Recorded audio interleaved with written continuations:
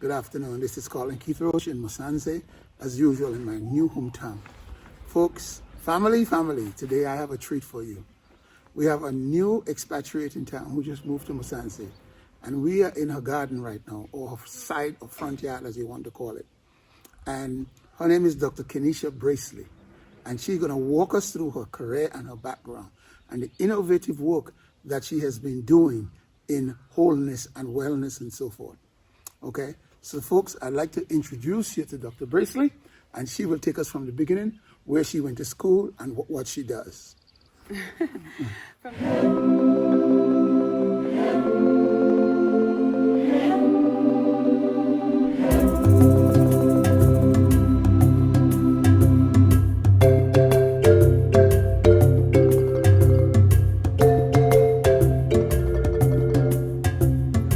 Product of a HBCU, a historically black college and university. I graduated from Philander Smith College, which is in Little Rock, Arkansas.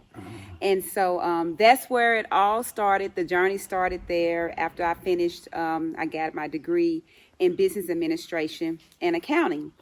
Little did I know that I would not be in that field, that career field, for long. And so as it would have it, I would switch over to education. And that's something I actually ran from. While you were in school? Yeah, I didn't want to do it. I was running from it. I actually started with it. Started with a degree in education, special education, and then decided I didn't want to do it. I was like, this is not, I thought, this is not for me. And so I moved, after I graduated college, I moved to Dallas, Texas, and ended up back in education. Special education. Oh my God. After trying to avoid it, got a whole degree in something else, trying not to be in special education. And the story behind that is that my grandmother is a retired special education teacher.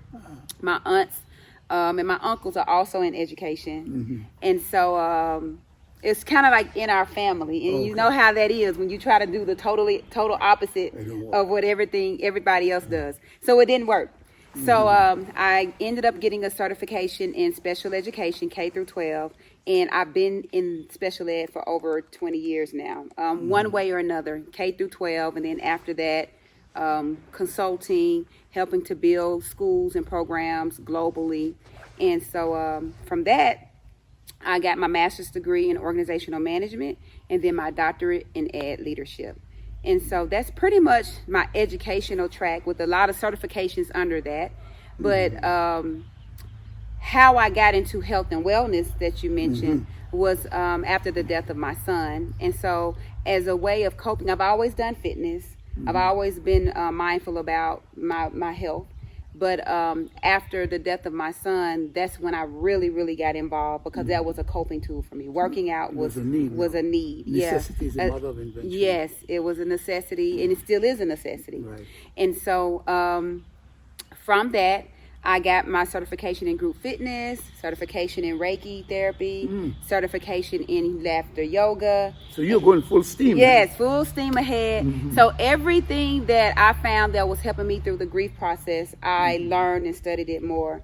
And then a certification in CBD and cannabis wellness coaching.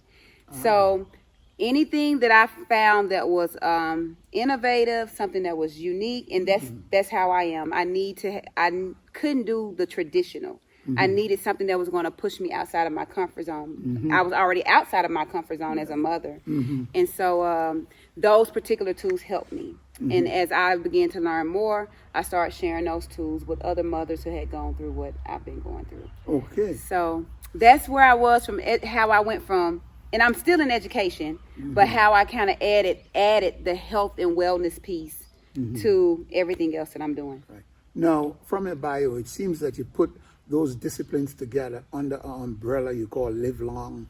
Yes, right. Now, Live Long. I want to talk about it now. That modality that you developed there.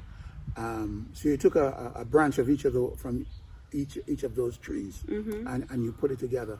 Had anyone done that before you, or creatively this is you? I think that people have not combined the type of fitness I like merged it all Yes. as it relates to, like, I do what's called Kangoo jumps fitness with the bouncy boots. That's what some people call them, the rebound boots. Right. And so what I do in my fitness is I merge the rebound fitness with the breath work, which is a part of Reiki healing, the energy healing. I've done Reiki. And then and the laughter yoga into one workout.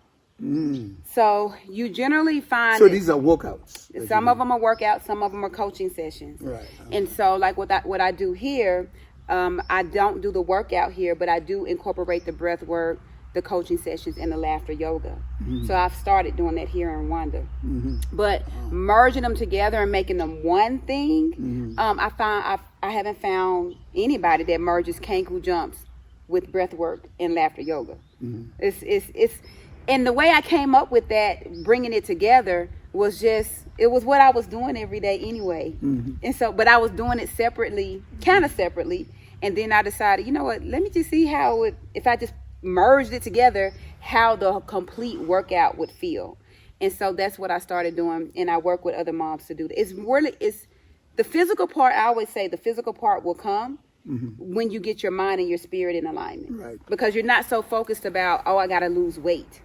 You're focused about, I want to feel good. And so when you do that, then everything else will fall in place. Right. Now, let me ask you this. Now, on your journey for healing yourself, you are taking people on that journey with you. Yes. It seems like. Yes. So, really, you have to practice what you preach. Yeah. You got to walk your talk. I do. And so that gives you credibility with your students. Yes. Or whoever you're trying to help, your clients. Yes. Because you are on the same journey. Yes. You are just ahead of them and you're leading them along. Yes. And I find, like, as a professor, I said I was a graduate of a HBCU, but I also teach at 2 different HBCUs. I was getting to that a little Yeah. bit later. And what I have found as a professor is that I end up coaching like I do with my live long clients with my students. Right. And so I end up going into that modality more than I'm just doing like the instructional work. It's no matter what I do, I'm going to always be a teacher. It's just teaching something different in a different environment. Right. No, you said something about your clients here. So you have started your profession here. Yes. Ah, okay. So I do. How is that going? It is pretty good. I did my second session yesterday. And I work with several women, and we've all been through some form of traumatic experience or traumatic or sudden loss. Yes. And so what I do with those ladies is I take them through different breathing modalities. We do the laughter yoga, and we always do some form of activity to help strengthen their mental and spiritual capacity. Yes. So it's been pretty interesting. And what I find is that the women here are more open than my clients in the United States. Oh, really? They were like the laughter yoga. We always say laughter is the most healing tool, but we really don't really use the tool. We depend on something to make us laugh, but we don't really use it just as a healing modality. So how do you generate laughter? You don't even have to. You don't need a reason to laugh. So what we do is we do different exercises. So like, for instance, yesterday we did what's called the belly laugh. And with the belly laugh, it helps you become grounded. It helps you decrease that anxiety. And so if you know anything, this is kind of going into the Reiki information, but if you know anything about your root chakra, you know that your root chakra is your grounding chakra. Yes, It's there to create stability, right? And so that's similar with the belly laugh. And so we did the belly laugh exercise, but when you are laughing with each other, laughter is contagious. Contagious once you're yes, and it feels good. It helps you decrease your anxiety levels. So we do that in the sessions along with other like life coaching, grief coaching activities. So you mix the laughter up in the grief coaching activity. Yes, we always end each session with laughter. Okay. So now, boy, this is an interesting thing that you are doing. But what people want to hear is your journey from the United States doing that to Rwanda. Okay. That's what the people want to hear. They really want to know, how did I do that?